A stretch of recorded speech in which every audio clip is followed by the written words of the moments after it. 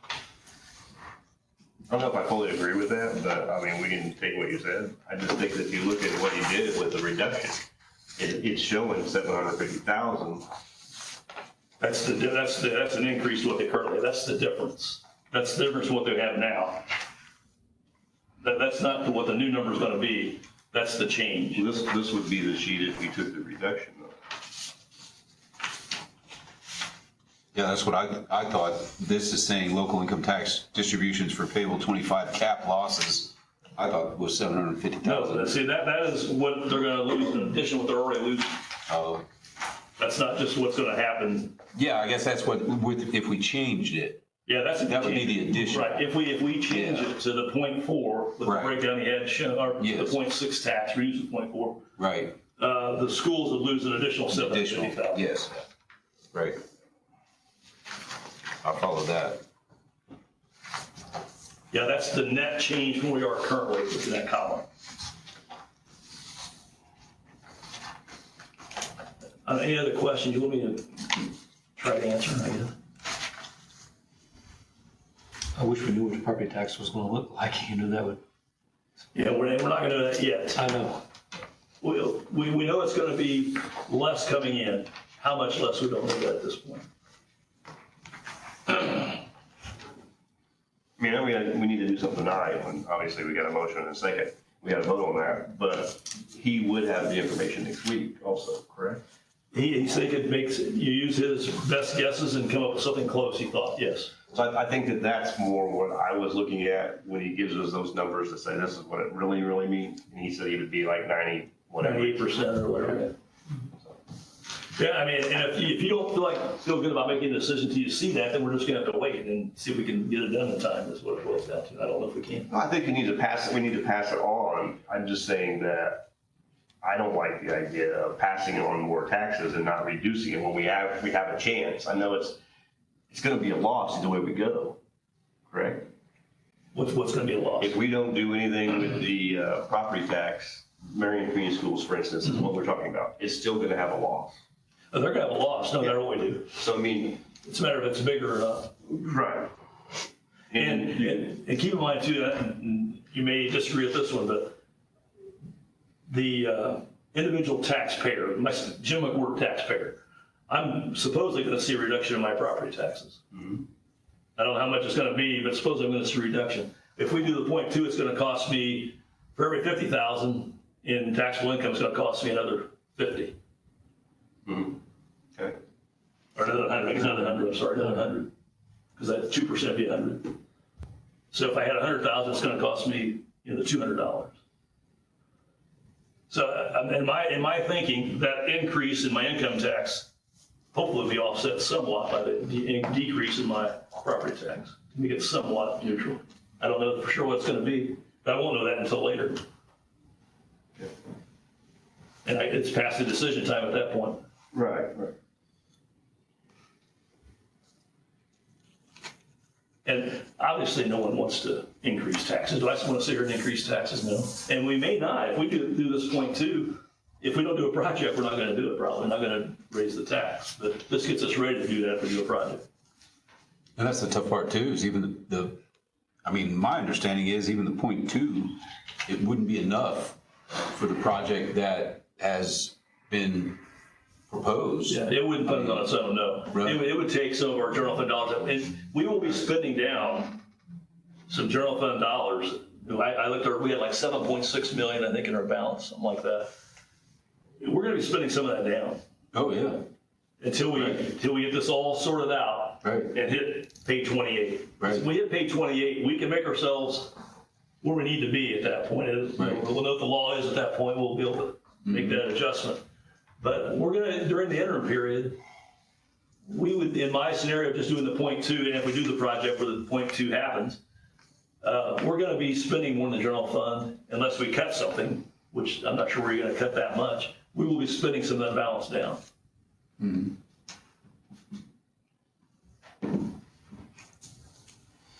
I think you're gonna do that no matter what. If you reduce your property tax replacement credit piece, you're actually gonna spend down a little more even because you're gonna have more cap losses. You're gonna have less money coming in than you thought you'd have coming in based on what you raised in a levy. it's gonna be less than that, because the losses will be more.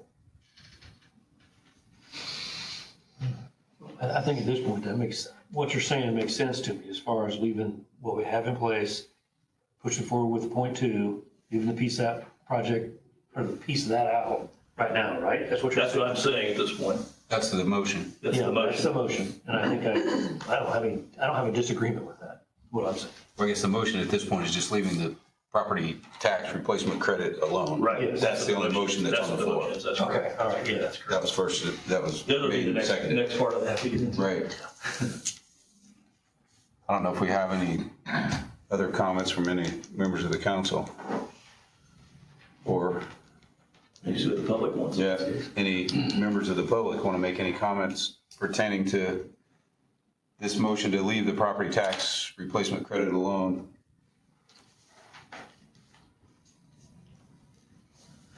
Guess hearing none. I guess what we might do is actually do this vote. I guess we can still just do it the regular way. All in favor of leaving the property tax replacement credit in place as is, signify by saying aye. Aye. And those opposed, same sign. All right. All right. Motion carries. At this point, no paperwork to do on that, and with nothing we would be recommending to the full tax council when it comes to that. That's correct.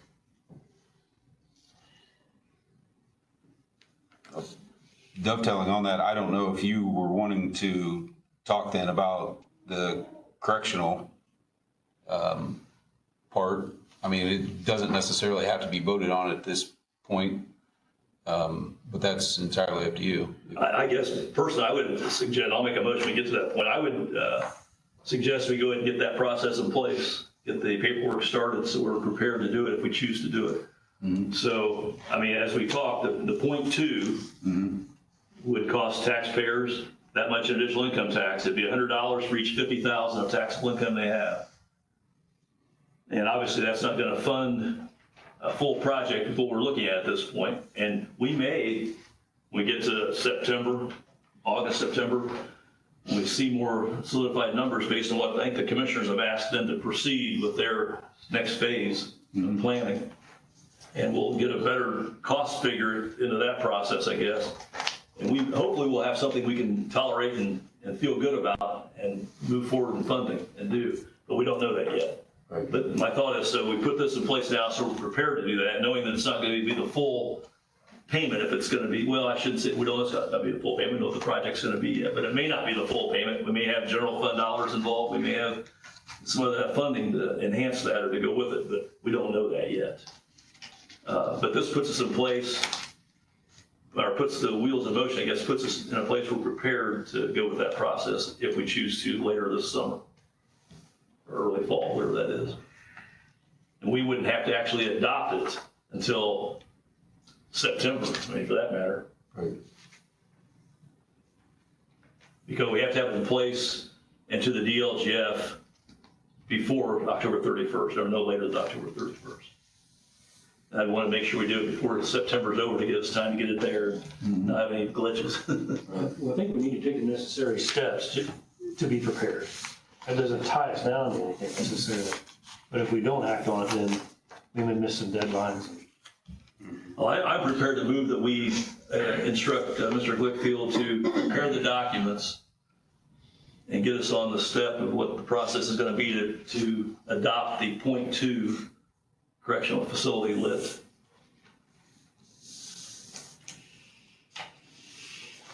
Okay, so we've got a motion on the floor from Mr. McWhort in order to have Mr. Glickfield prepare the documentation to move forward with a .2 correctional facility lit. We have a second for that motion. All right. We have a second by Mr. Hicks. Any discussion regarding that?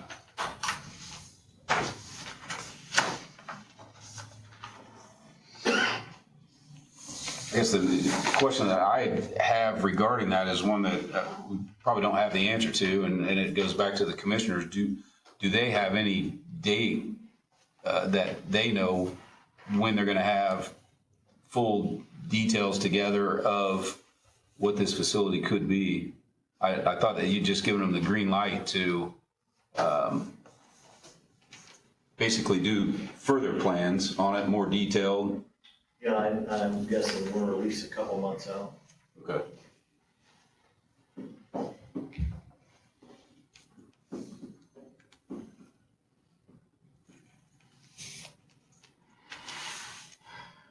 Those right now, you've have a recommendation on the floor of up to 60, is it up to 60 million? Is that? And I think the 0.2, last I remember, I mean, that might be able to fund about 40. I thought, but I could certainly be wrong. We've thrown around a lot of There's numbers. many papers here, I gotta find which one that I've got that written down somewhere, it's on here. But it also depends on what the interest rate is and things like that, so there's a lot of factors to consider. Yeah, right now, if it was 60 million, this would fund 2.85 of the 4.2 that's needed, I think. Based on 2.85. Yeah, it's a rate of 4.4, I think. So if I put, the payment would be $4,200 or $4.2 million a year. Okay. And 2,850 roughly is our 0.2 lit. So it leaves 1.35 million to fund, which we're hoping we save the inmates going out, juveniles and adults. That was enough currently to about fund that difference. So that's how we're looking at that. Right.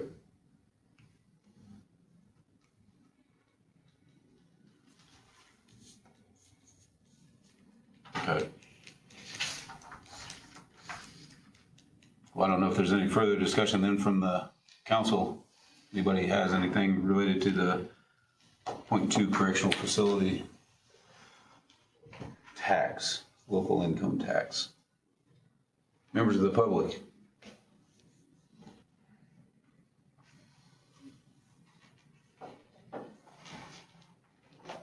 Yes, I will make one comment. Yeah, would you please stick to the microphone? That way anybody who might be watching or listening can certainly hear. Sure.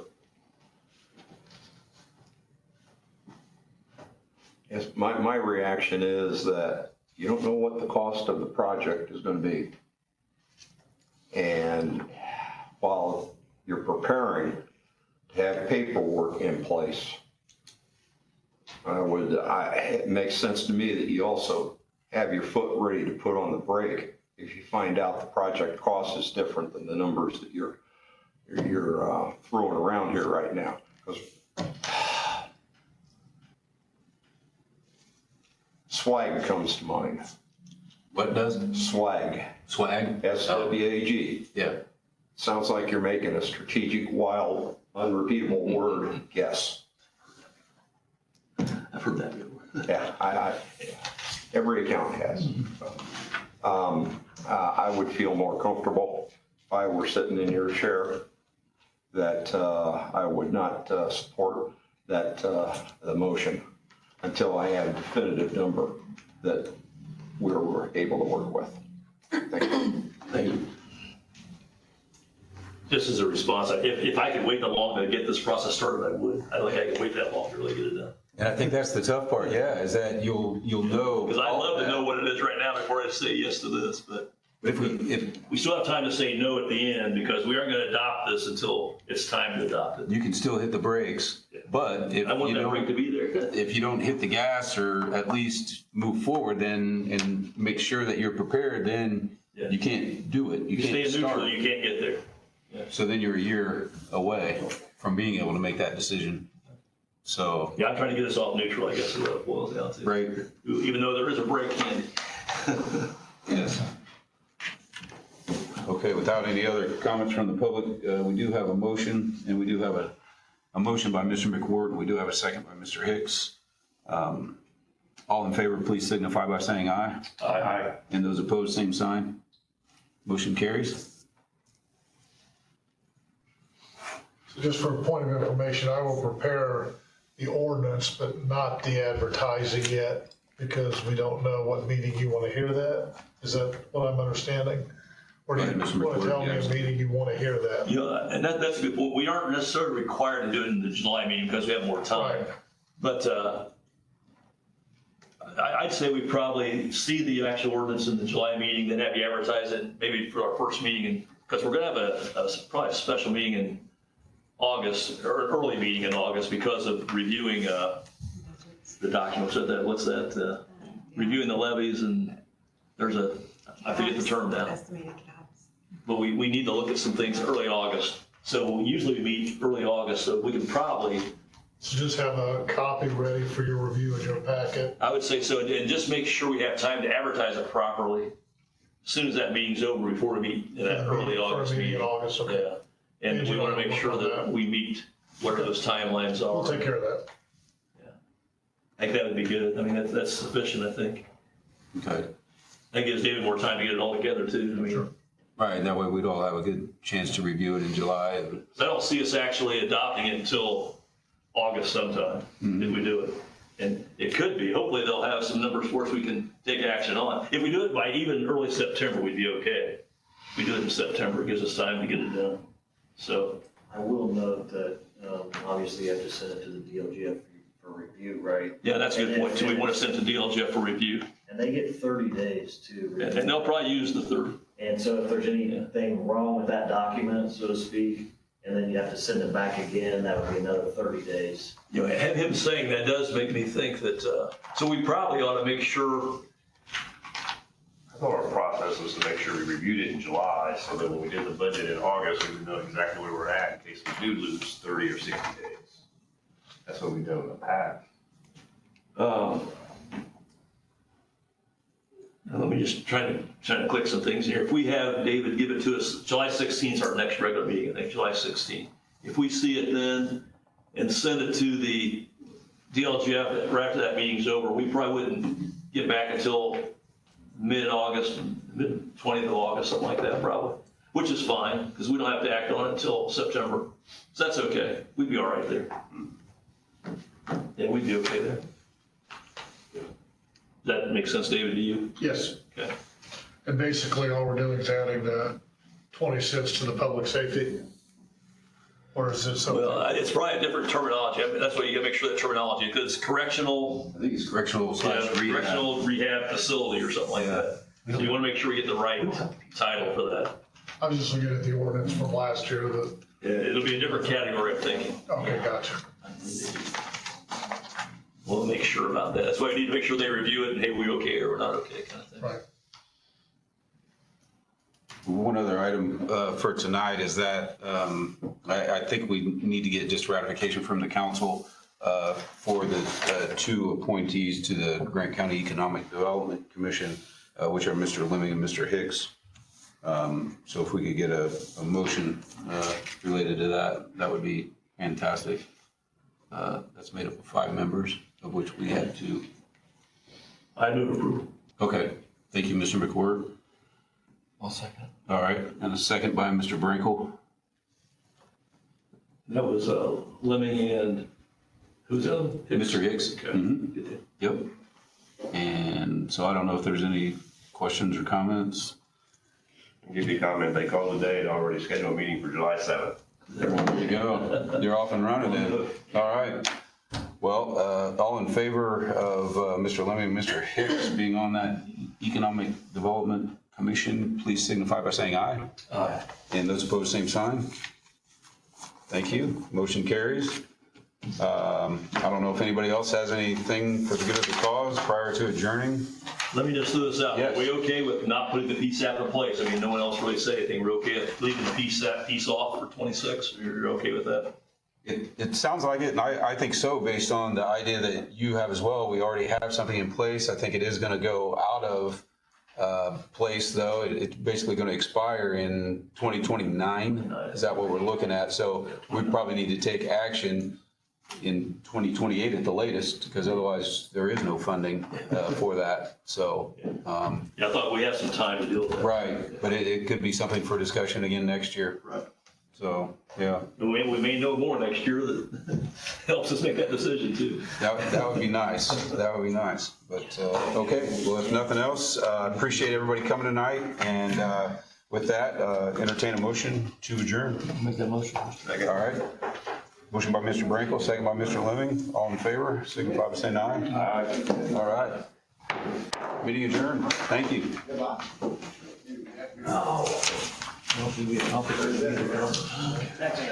I think we did.